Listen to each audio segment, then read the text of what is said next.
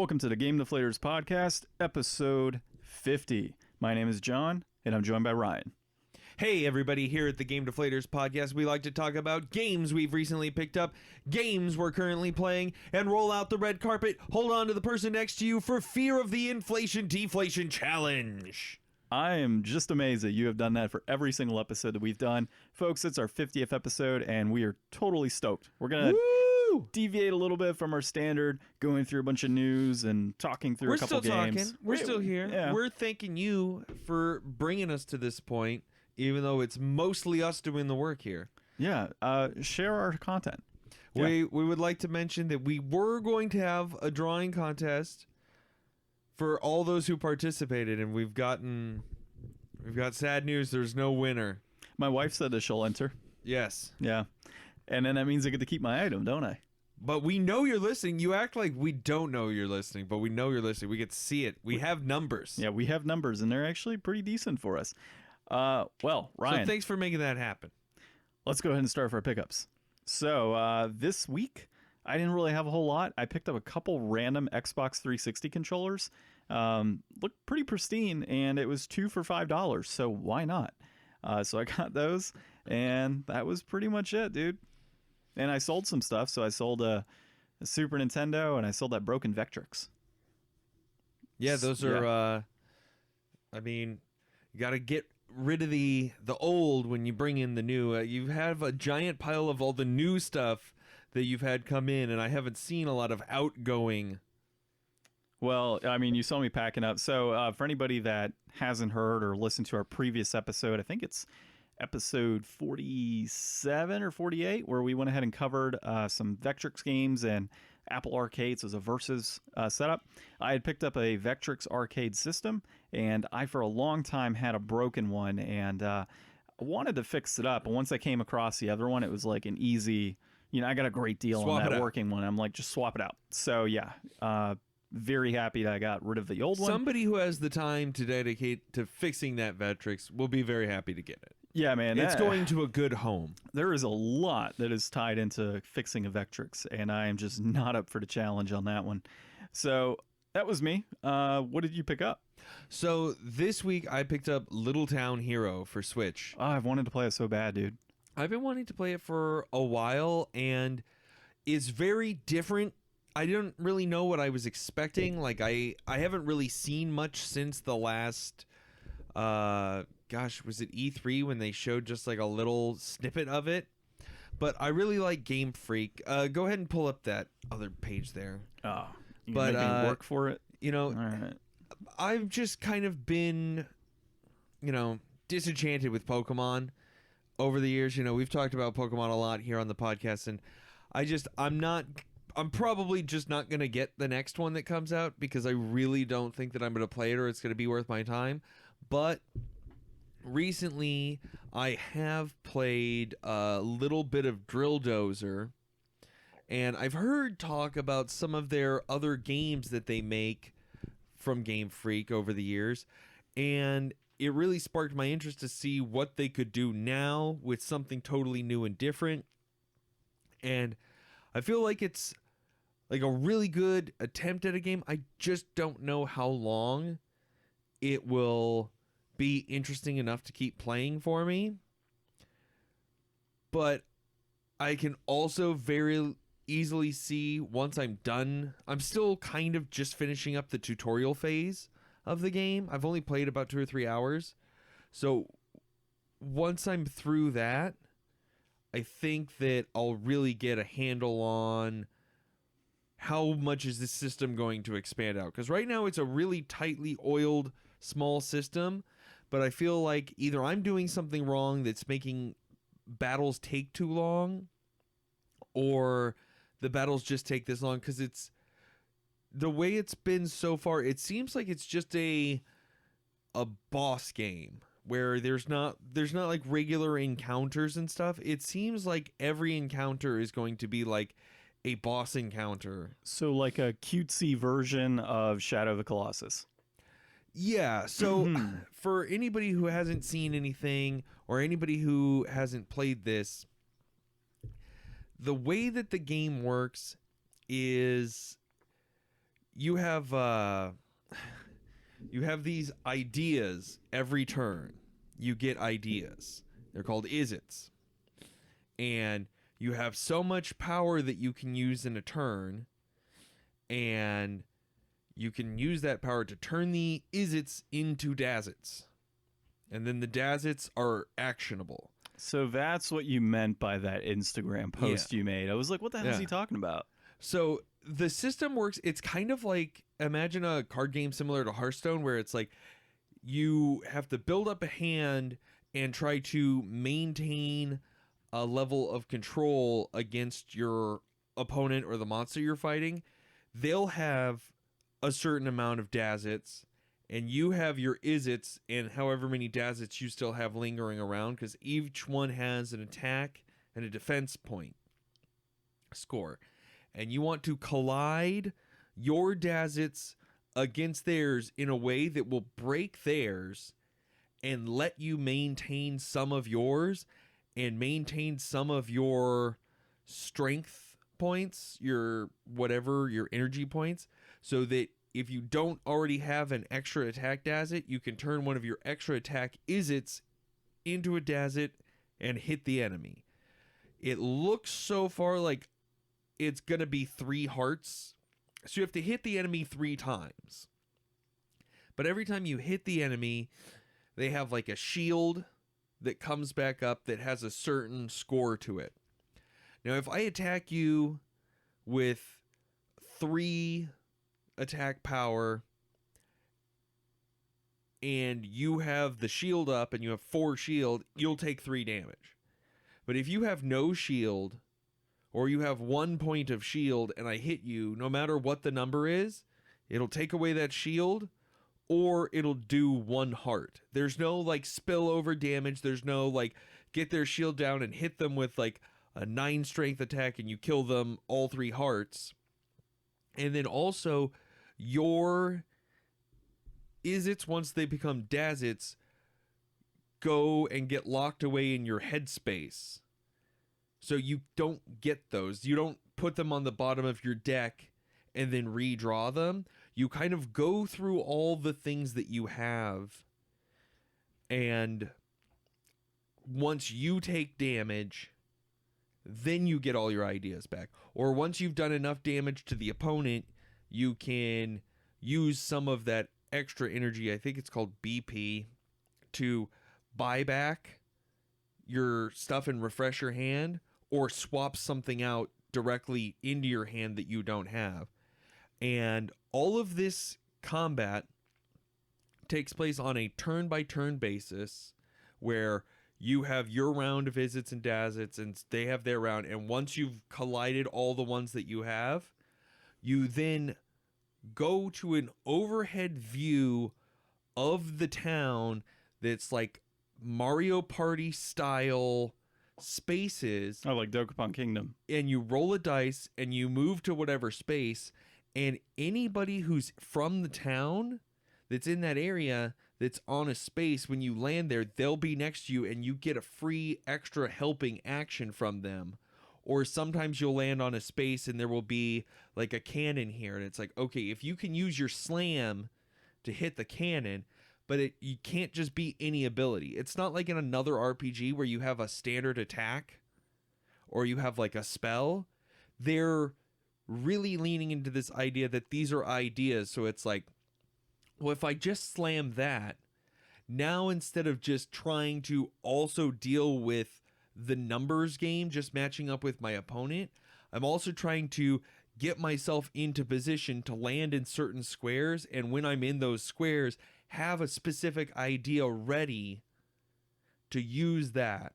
And then also you'll go around and people will shout out to you like random things, and then you'll get like a new keyword that's like a new idea that you have that might be something really powerful. That, you know, it's like, it's hard to tell how deep the system's going to get. I looked at the level up system, and it seems like most of it is just that like after some fights you get some points and you can make everything go like 1 stronger. But for some things it's really good. There's this one idea, pelt, that hits all of your enemies' Dazits for 1 point of damage already, and you don't have to engage and waste something else that breaks. And also, it's a blue idea, so it generates another thing to replace it in your hand that's a random idea. Is this a digital-only game right now? Oh, I don't know. I got it digital, and it was a cheap game. It wasn't a full price game. I want to say it was like $35 or something. Huh. All right. I'll look it up. But I'll look into it. It seems really interesting. I really would like to give it some more time because I was trying to play the DLC for the Messenger finally, but there was this huge bullshit thing. Let me know if anybody else is pissed about this. If you beat the game before they patched it, it doesn't save that you beat the final boss. So without having played this like action platformer that uses a lot of timing and muscle memory to familiarize yourself with this good game that I did everything in, it was hard. Now I have to go back and rebeat the boss with zero practice, and it's super hard. Oh, that sucks, dude. It super sucks. I absolutely hate it when that happens in a game.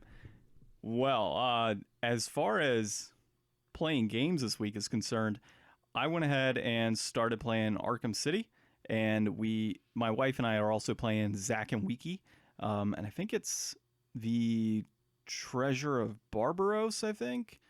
I forget the actual Adventure of Barbaros the Pirate. I don't remember, but it's a Zack and Wiki game. It's on the Wii and Arkham City. You might be wondering, Ryan, why am I not playing Suikoden 2? Well, I'll tell you why. I finally beat it. You're going to keep looking at your iPad, aren't you? I was trying to find out what the price of that game was. Yes, You're you supposed- told me you're you beat supposed to this be- game 2 weeks ago. You No. posted it online. Yeah, but our listeners didn't know. you unless they posted it follow on the us. social media. Well, I finally beat the damn game, Ryan. I know. Finally. I'm proud of you. 6 months. I think it was 6 months. I don't know. We'll have to go back to previous episodes. Seems like since we've been recording, I've been playing this game. So, Suikoden 2, absolutely phenomenal. Highly recommend it to anybody. Story was great. There were times that it lagged a little bit, but for the most part, it was a fantastic game. And I did get all 108 stars, or all 108 characters, and that was some BS, dude. Did I tell you about like the process on the 108 stars and to make sure you get the good ending? Yeah. About the whole timing aspect Yeah. and having okay, so for anybody that does not know this, and you do play Suikoden 2 down the road, as you start getting all of the different characters, there's a point in time where one of the characters that you're with, so spoiler alerts, she gets shot, and this is a particular character that dies at the end of the game unless you get all 108 stars. And on top of that, take a split second to make an action within the menu. It has you calling out the character's name or saying watch out. And if you don't do that within a certain period of time, that character ends up dying. So 108 stars, timing that correctly. And then there's one other piece to it as well. There's like a third component. So as long as you do all those, you get the good ending, which, gotta tell you, man, totally worth it. The 108 stars and going through that, 100% worth the ending Yeah. that I received. Yeah. I was extremely ecstatic by that. I actually did the non-good ending initially. So when you're at the end of the game, they say, hey, we're so happy that you won. We want you to lead us. And your options are, sure, I'll go ahead and lead you and become king or become your leader. And the other one is, no, I'm not going to do this. And you just walk away. And when you do that, that's when you get into the final like good ending. And the interesting thing about that is you still have the ability to go travel towns and everything else. So you've like completed the game. You can go anywhere you want in the world, and you can go ahead and save. You can do more battles. You can have your characters available, like all this crazy cool stuff. Or you go to where you need to go and complete the game. So that was pretty sweet. So yeah, I guess we'll move into our next section unless you got anything on Suikoden 2. No, I don't have anything on Suikoden 2, and I also have no updates. I need to still go back in and play and finish my last bit of my new games resolution. Hold on. So I completed my new games resolution before you did. Yeah. Ryan. I had 3 games and way more laziness. I had 45 hours of gameplay in mine. You had what, 18? No. Yeah. No. How long to... we could check how long to beat. What is it, 6 or 7 hours per game? No, the RPG is longer. It's like 12 hours. Compared to my 40. Okay, fine.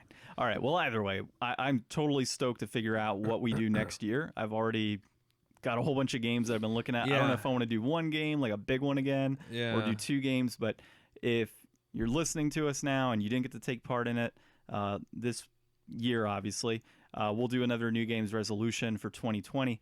And we'll remind you definitely again in us. November. Towards the end of November. We'll gear up for it through Christmas.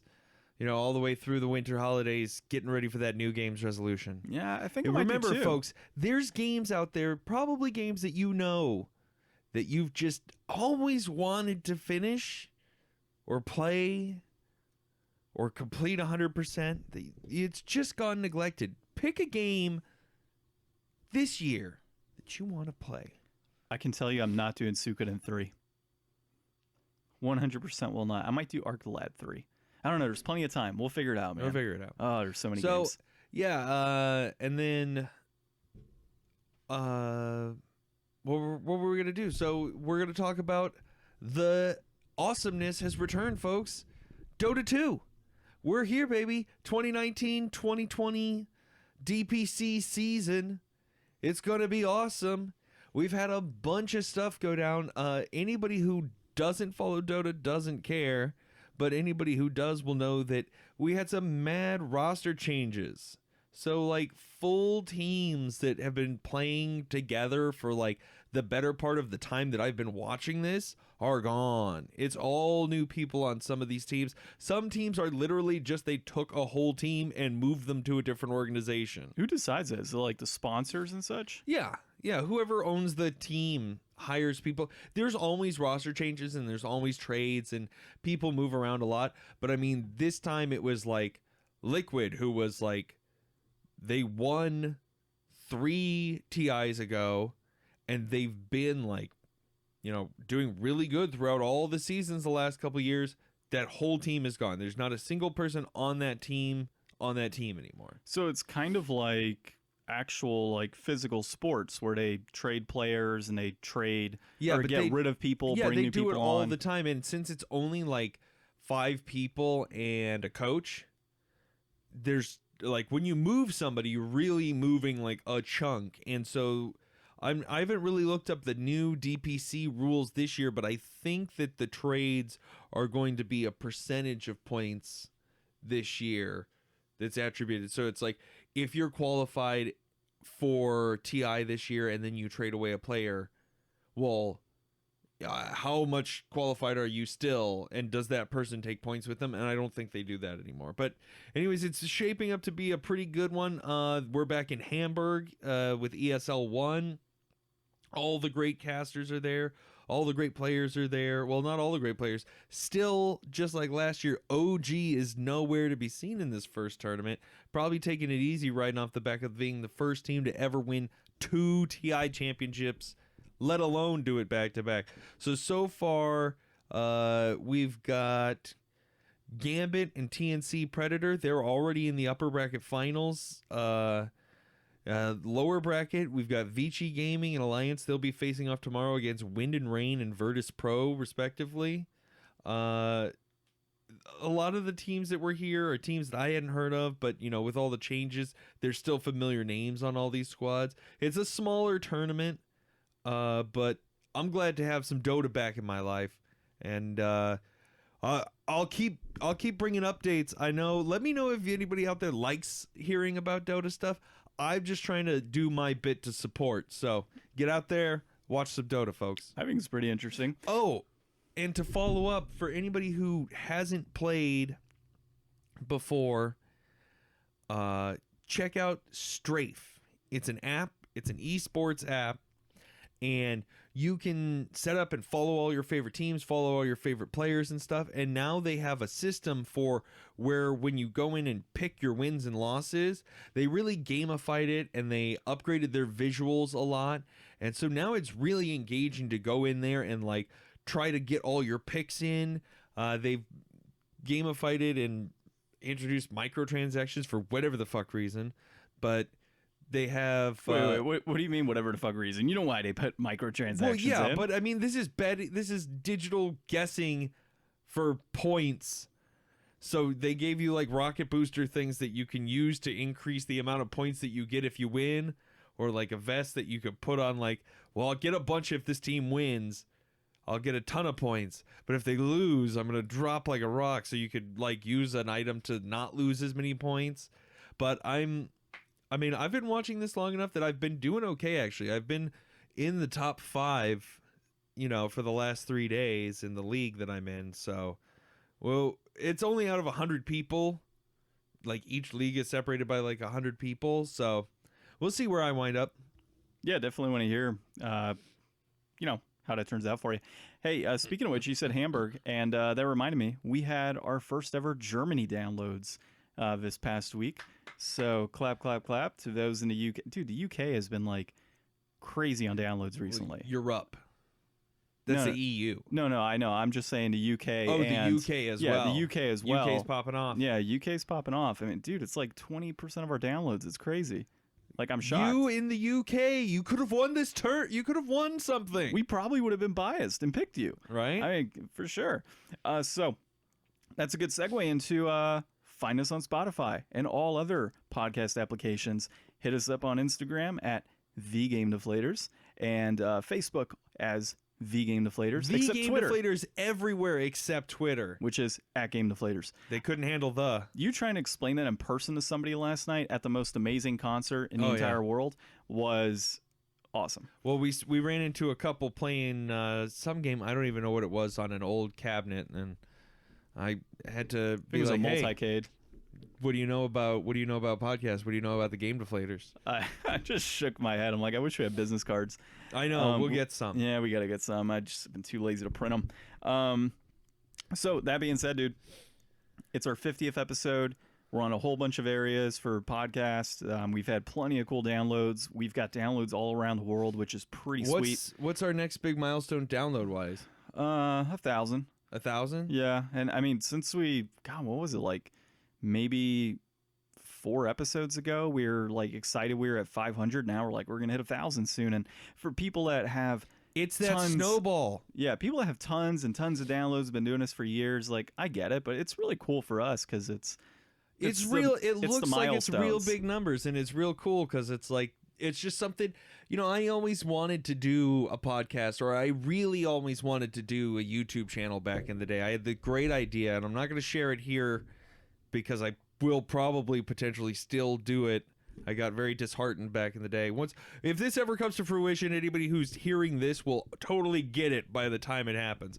But looking back at this, it's been a great ride, and these first 50 episodes have been awesome. And John, you know what it's got me thinking about? Or all the games that we played. It got me thinking about that. You stealing my things again. God, impromptu power poll last week. You're or 2 weeks ago. We're still going to do our inflation deflation, but before we get to that, John, let's reminisce back about some of the inflation deflations of yesteryear. And this year. That's not even a word. So, dude, we have done a lot of different games over the last number of episodes. There's some great ones that have come through. Funny enough, that number is 50, John.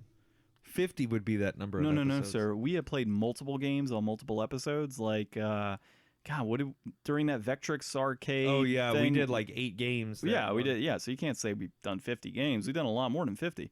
So for me, I was down to 3 games, and funny enough, all 3 of those games were on the Sega Genesis, which is actually kind of surprising. Ultimately, for me, dude, my favorite game that we did over the last 50 episodes was Alien 3.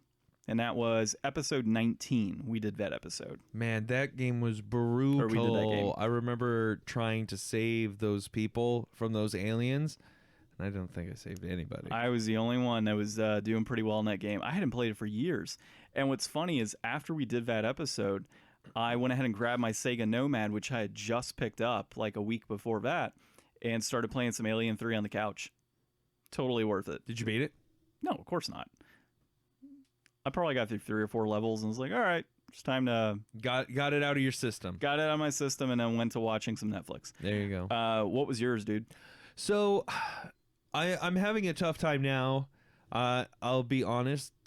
Tonight's episode of the Inflation Deflation If you say challenge it, you're gonna spoil it. has very heavily biased me, but I think I'm gonna stick to my guns and I'm gonna say Monster in My Pocket. Way back in episode 4, way back when we weren't even sure if this was gonna be a thing that we were gonna keep doing, and look at us now. Like, it reminds me of my roots, John, when we were just 2 spunky monsters sticking it to the man, running through kitchens and sewers and all kinds of weird places where tiny little monsters shouldn't be. Were there sewers in that one? Dude, I think we were running in a sewer levels. bedroom. If there's not a sewer level in every game ever, I don't know what there is. Monster in My Pocket was a lot of fun. You know what was another good one? Was Wampum. And I think that was like episode 5 or 6. Wampum was really, really hard. Wampum was... It seems all the hard ones are the ones that I absolutely love and I get through. And then all the ones that are like supposed to be easy, I absolutely suck at. Well, and then there was our surprising mutual love of Ghostbusters 2. That was actually pretty cool. Was it Ghostbusters 2 the one that we liked? Yeah, it was Ghostbusters 2 on the NES. Yeah. I think we played that on an emulator, if I'm correct. Oh, that one was great. Oh, dude, that was actually a lot of fun. We were told that was a terrible game, but it was actually pretty good. It wasn't bad at all. Nothing's ever going to be as bad as Mrs. Spider was, though. Yeah, I was going to say what your worst game was that we've done, and I think Mrs. Spider probably tops that list. Mrs. Spider-Man or... You know, to appease my wife, we have to play Bratz on the PlayStation 1. Oh, no. I know. She gave us a challenge like 30 episodes ago, and we didn't do it. We have to do it at some point, so I'll write it down as one of those games that we need to do. Honestly, I think that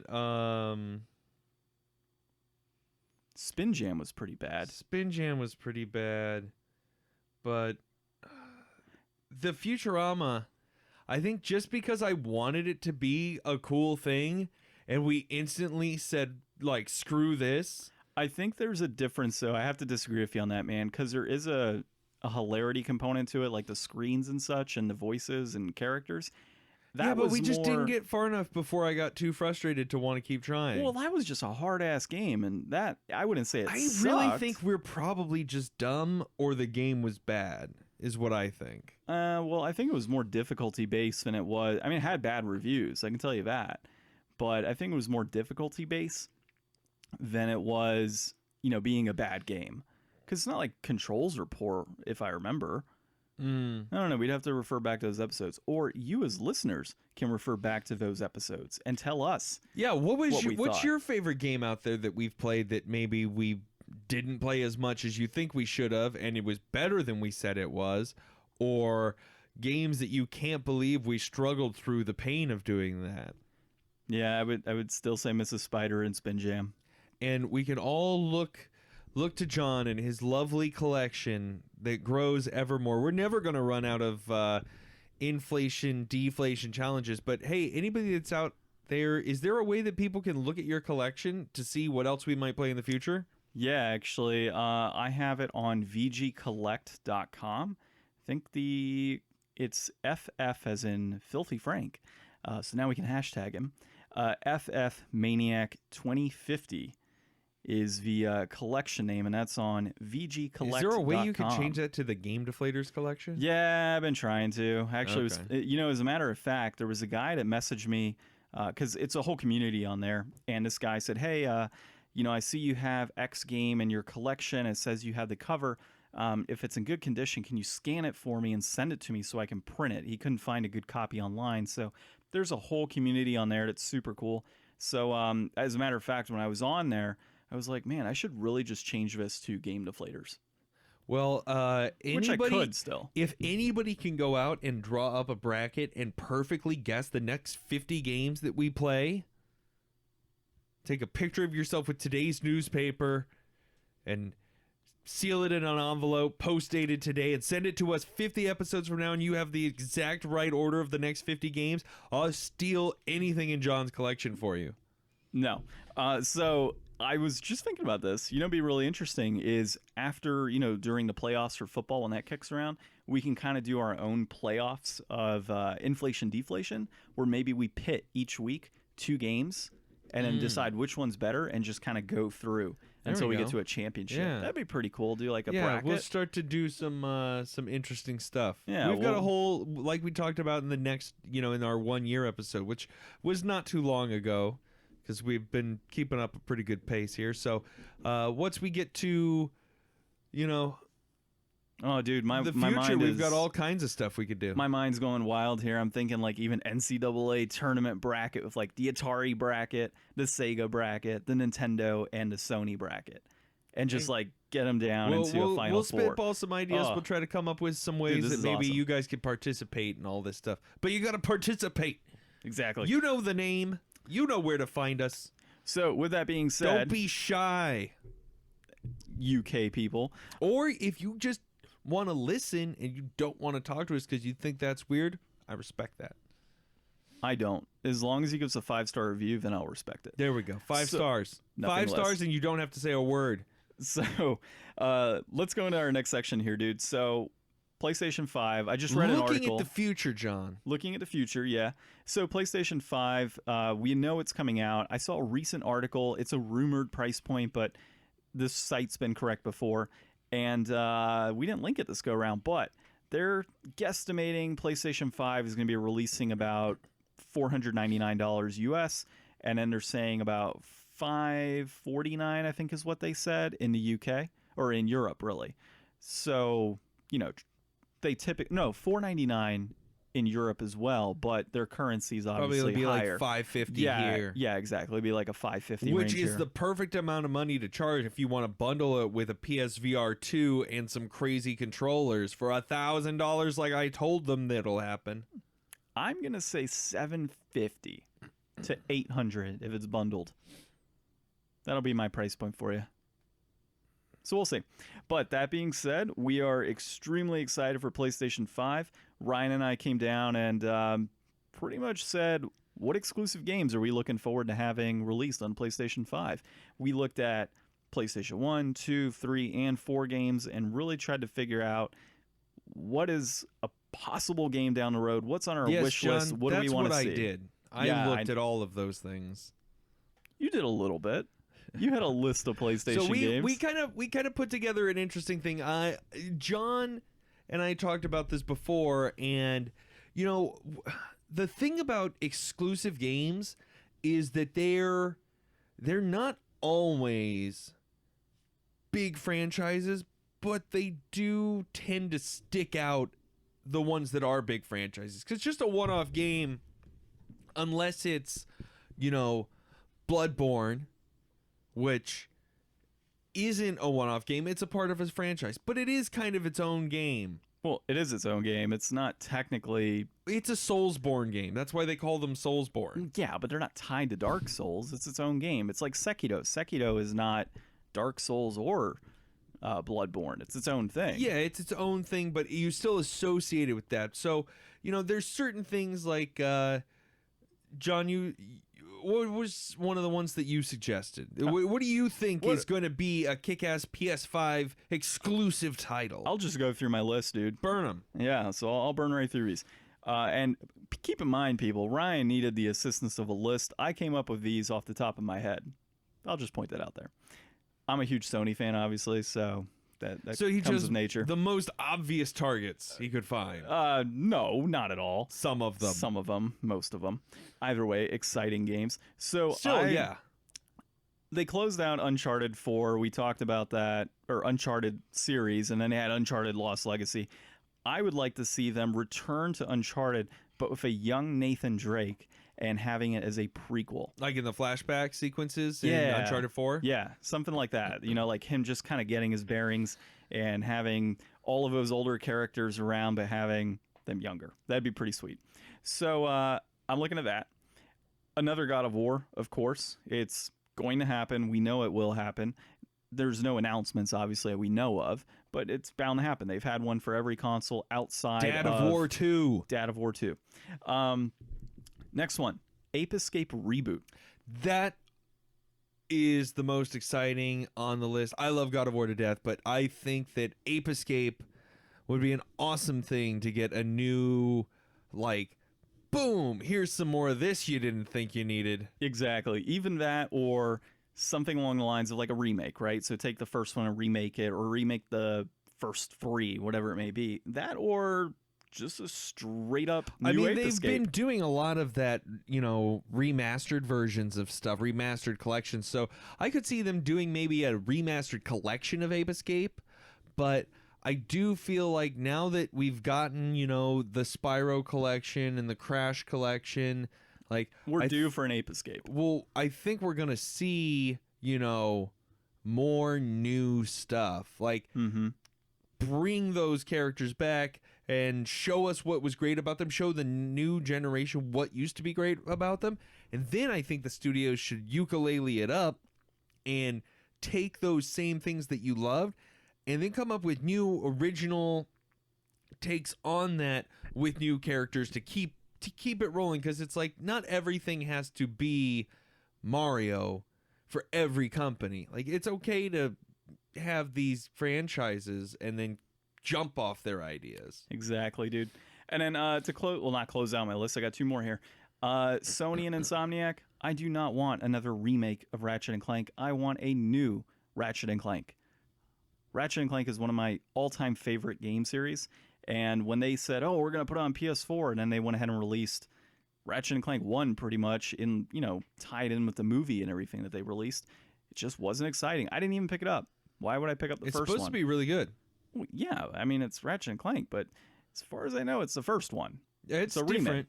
remake. Slightly. Like, the weapons are different. It's got a best of all the weapons from all the games. Yeah, no, I just want a brand new title that a continuation of the series.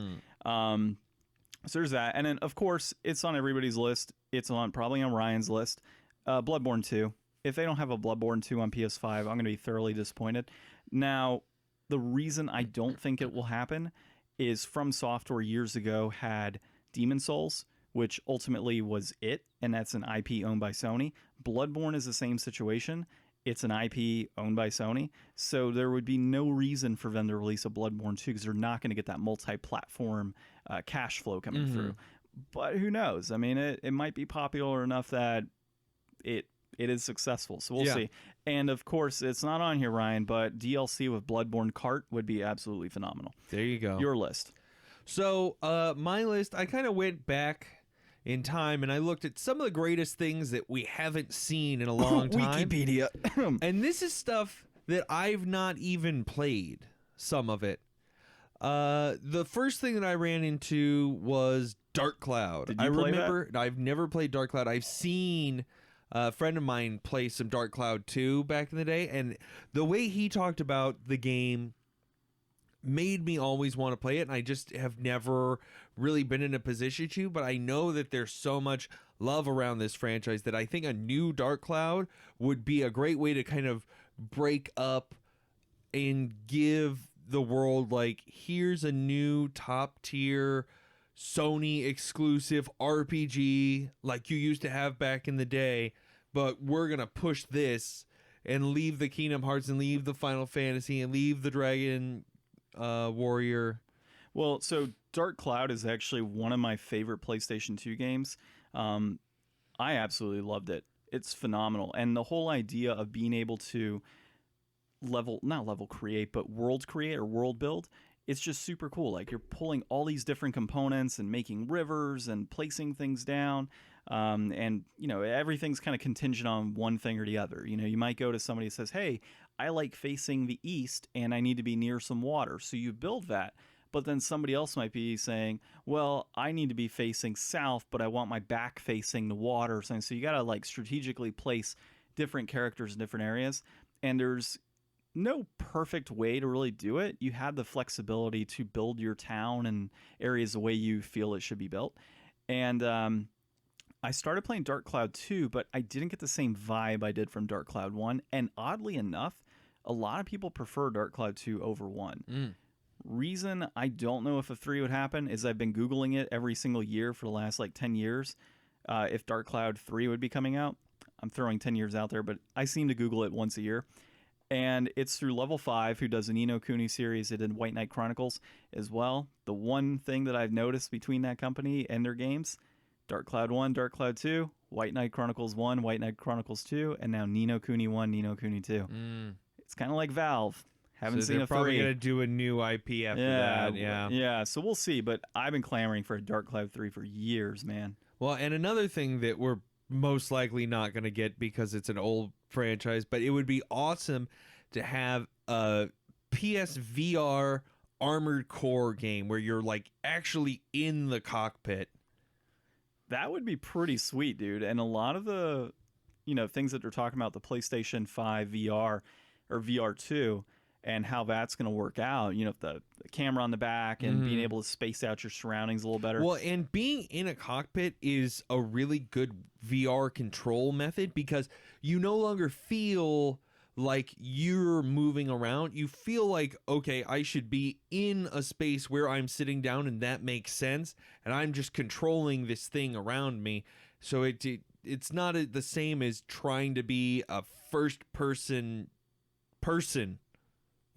like Doom guy. I'd say it would be pretty awesome in one of our computer chairs here where we could spin around and have the VR at the cockpit. That'd be pretty sweet. Exactly. What do you got next, dude? Next up one is one that I've never played all the way through. It was on my PlayStation 1 demo disc as a child. Tomba. I've never played that series before. It was legit. It's got so much good, fun character. It's one of those 2.5D games. It's like an interesting level of like RPG, but action platforming. And it's just a crazy, weird, interesting world. I've listened to a lot of stuff on this game over the years. Some of my favorite YouTubers, Cat Icarus, he talks about this game super highly. I think that he was a good mascot kind of ish character. He got 2 games and they're both really popular with people who played them, but I just think it never caught on. And I think a new look at going back to that, because the PS5 is going to have so much mind-blowing graphics, it's going to look so good, but I always think it's important to remember where games came from, and this could be a really good way to have a really crisp, sharp looking new take on an old classic, kind of like what they did with Link's Awakening and what they've done with like the Yoshi titles. Like, I think this would be a good PlayStation way to bring back an old kind of cartoony 2.5D world of characters and make it something fresh and interesting. I agree with you on that. And the opposite of the spectrum from that, the world needs a new Twisted Metal. With the way that things are today and how much everything sucks and all the mayhem, we need some big scary clown dude in an ice cream truck with a Gatling gun driving straight through, the Washington Square and over the Grand Canyon and just in, a school parking lot somewhere. We need Twisted Metal back. I feel like you could have opened that up a little better, Ryan. You probably could have said, like, I've got a sweet tooth kind of going on here. Yeah. Dude, I would love a new Twisted Metal. Twisted Metal Black was actually the last Twisted Metal game that I played. I think it was the last one, and I never played it. No. Twisted Metal was also released on the PS3. They had released one on there, and it's actually, I think, the same team. That was Black. No, Black was on PlayStation 2. Oh, was it? Yeah. Okay. The last one I played was the one where you could make your own, like, custom cars.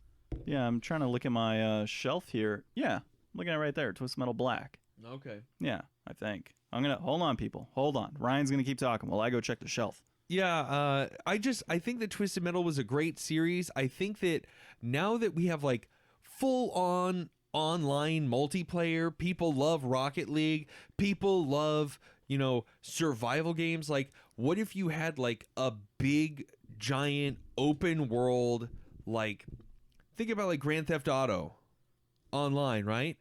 Now turn that into 100-person deathmatch where everybody's in cars.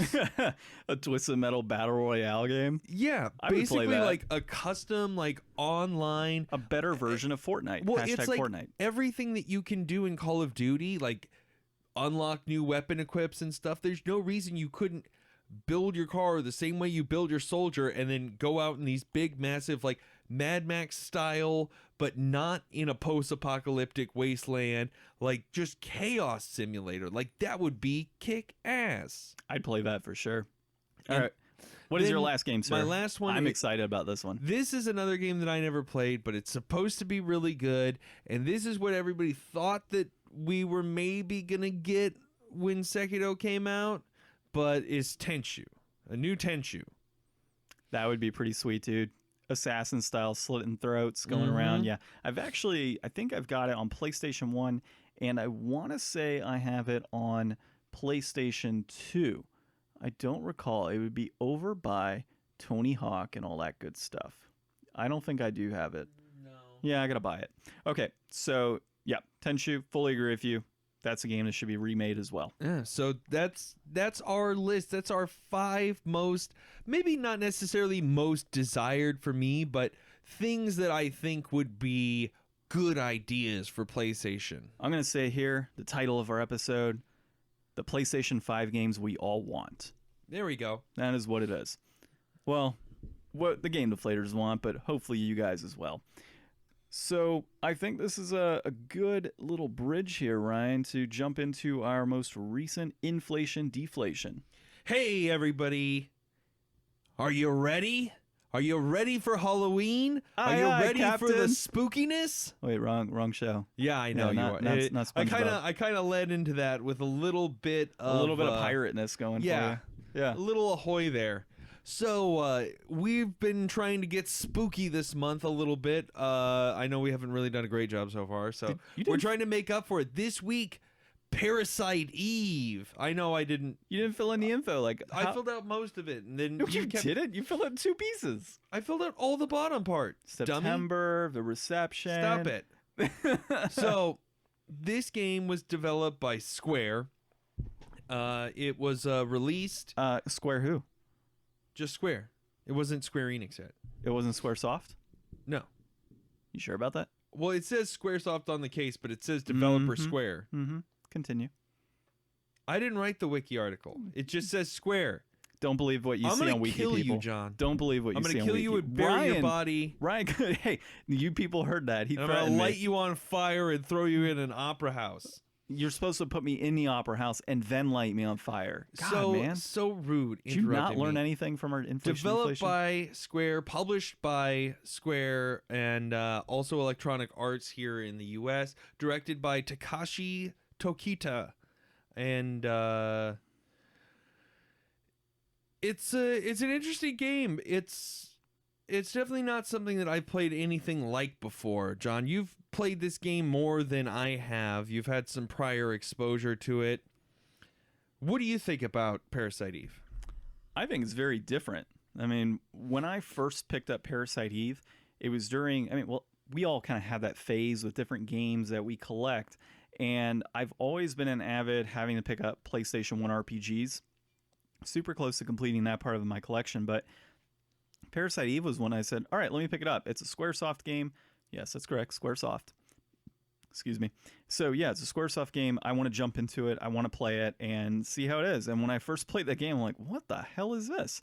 It's just, the combat style is just so very different from all the other games I played. And it almost reminds me of Vagrant Story. It's very forward thinking compared to what was out at the time. I mean, this looks and feels like it should be somewhat Final Fantasy adjacent, somewhat Silent Hill adjacent, but somewhat it's really Resident Evil. It's really a mix of those elements. You have a really strong mix of all those going on. Yeah, and I think the beautiful thing about this game is you have, at least from the bit we played and the bit I played years ago, you have a good story that's developing, but then you have all of these awesome components that are tied to different types of games. So the Resident Evils of the world and Silent Hill and Final Fantasy, it all kind of meshes together into like one really cool game. And on top of that, it has the graphic style of like Final Fantasy VIII because it was released in that same time period. It looks great. Like, I love, chunky looking PS1 games, and this is a good looking chunky PS1 game. Like, it must have been drop dead gorgeous in the day. Yeah, I think it said 97, 96 is when it was released. 98. 98. Yeah, so like I said, looks like Final Fantasy VIII, and that is one of my favorite Final Fantasies. So the graphic style kind of draws me in right away. Nice, different cutscenes and cinematics to the game, and the music is pretty decent too. Especially getting into battle, that music kind of gives you that, I wouldn't say a horror vibe, but it gives you more of that spooky vibe while you're playing it. Yeah, it was really good, and the reception behind this tends to agree with that. It really lines up. This game averages about an 8 out of 10. Like, it was definitely a strong release, and I think most people pretty much got that. And I wouldn't actually mind adding this to PS5 exclusive desired, what games we want, and I also wouldn't mind adding this pretty close up there to my favorite games played on the show now. I've heard about this game before. I've seen stuff. I remember seeing it in magazines back in the day when I was a kid, but never actually playing it. I was never one for horror games, but it just seems, from just a small exposure, like this is definitely a game I think I'm going to have to borrow and play, if not try to get it on my PlayStation Classic. I'll probably just do that. That's a way better idea. So I don't recall, but I want to say that Parasite Eve or Parasite Eve 2 was initially supposed to get like an adults only rating. I don't recall, because this is mature, right? This particular game? Should be on that cover. Yes, it is. Yeah, so I want to say that this game was supposed to get an AO rating, and they ended up obviously fixing some things to make sure it didn't get it. But can you imagine an AO rated PS1 game? That'd be interesting. But yeah, reception, like you said, man, 8 out of 10 is what was given on average. And I'll go through the pricing on here, dude. So pricing wise, complete in box, this game sits at $25.50, peaked at $34 back. Actually, wow, in March of 2019. It's in a little slump, which is nice. And loose, $16.35 is what's averaging. Peaked out back in March of 2011 at $23. And that game right now, or loose, it's pretty stable as well. Yeah, it hasn't really bounced. A lot of times when I look at these charts and I try to get, an idea of what it looks like, and then I try to come up with like a way to describe how it's handling. I mean, these numbers, these are the averages. So it's like it's not that everybody out there in the world's paying $16.35, but enough people are paying $13 and enough people are paying $19 to land in the middle. Yeah. And it just seems like nobody's really gone more than like a buck above or a buck below this for years now. So that's probably one of the most stable prices I've seen on here. And I can tell you, dude, complete in box, this game for a while, I want to say when I bought it, it was $20, and it was consistent $20 probably about, I wasn't driving yet when I bought it. So about 12, 15 years ago. Nice. Yeah. Actually longer than that. Wow, about 16 years ago. It was only sitting about $20. That's not bad. What are your thoughts on the price point, dude? $25.50. Is that too much? Is it inflated or is it deflated? I'm going to try to get into this game and see what it's about. Maybe next year, maybe I'll New Games Resolution this. Yeah. What's sad is I was thinking that too. Yeah. Maybe we could both New Games Resolution it. We'll figure it out. But it's a race. No. Where are you at, though, on this? I'm still stuck in Mount Moon. No. That's your New Games Resolution. Finish Pokemon Go. So I think that the loose price is something that I always question, because who wants just a loose disc? Well, somebody that doesn't want to pay for a full complete in box. But the complete in box is tantalizing. Like, if I was going to own a physical copy, it would have to be complete in box. Black label, of course. And $25 for a game that you're getting because you want to own it, and it is a great game to play. $25 sounds reasonable, especially where it is right now. Looking at the chart right now, it's at the bottom of like a couple dollar drop, and it definitely looks like this game is going to get more expensive in the future. It's been kind of slowly pushing itself up over time, so I think I would buy it. I would try to find it for $20 right now. If I found it for $20 right now, I'd buy that shit. I would say, well, yeah, if you found it for $20, fantastic. So I'm actually going to say this game is deflated. Deflated. I think if you release this game right now as a brand new IP and put it out through a Switch or PS4, whatever it may be, this game would release. Yeah. Well, think about it. This game would release at $29.99 easily. No, And- if this released now, like, it would be a full price game. It was a full price game back then. No, I'm talking about how many indie titles do you see getting released at $29.99? It's not an indie game. I know it's not an indie game. I'm just saying, if this type of game came out right now, not saying updated graphics or anything like that, I'm saying as it is right now, if you took this game and put it on a PlayStation 4, if it's current graphics, I would say $29.99 would be about where it would come out at. Oh, yeah. They would Yeah. sell you this for $30 Yeah. as a digital copy. I think it's worth that price point. I think So if a you- digital game, they charge you 30. no, I'm thinking physical copy, dude. Mm. They just released Concrete Genie for $29.99. This could very easily be $29.99 physical. Okay, I buy it. Yeah. So $29.99, if it came out today, I would totally pick it up. It's worth that. $25.50 for a complete in box, nice black label copy with manual all crisp and everything, and a demo disc, because there is a demo disc in there. I would pick it up. There we go. Yeah. So this was, not that scary after all, John. We got through it together. We did get through it together. And we got through 50 episodes thanks to all of you out there for listening. And Ryan for putting up with me and me putting up with Ryan. Hey, it takes a lot of effort on everybody's part and everybody for putting up with both of us. Those that, they probably just click download and don't listen. Right? Yeah, I Thanks, mean, that's- UK people. Yeah, thank you, UK feet. No, they actually, I think they listen to us. I think it's our friends here in Arizona that don't listen to us. Oh, yeah, my friends don't listen. Yeah, disappointing. They probably just click download to give us numbers. Right? Yeah, don't do that. If this is just Danny using a VPN, We will find you, Danny. we'll find out. I know where you live now. I have your address. But thanks for downloading a lot. It's kind of weird. That's kind of weird. Yeah. All right, Danny's well, in South Africa today. Next week will be the end of Spooky Month, so we'll try to come up with another good spooky title. I'm picking a title this go around. Do you have an idea? It's going to be between Siren, Haunting Ground, and Ju-on. Okay. Or no, Kuon. Sorry, not Ju-on. It's based on the same deal. So those are mine. I'm kind of leaning toward or the Fatal Frame series. Hey, whatever you want to do, you said you're picking it. Let's do Fatal Frame. Let's All poop right. our pants. Fatal Frame next week for Spooky Month. Last week before Halloween. What are we going to do in Thanksgiving? We're going to be thankful, John, for all of the lovely games that you have to present to us and to the audience. Thanks so much for listening. This has been 50 episodes of the Game Deflators. I guess this is where I come in. My name is John, And I'm Ryan. and we are the Game Deflators.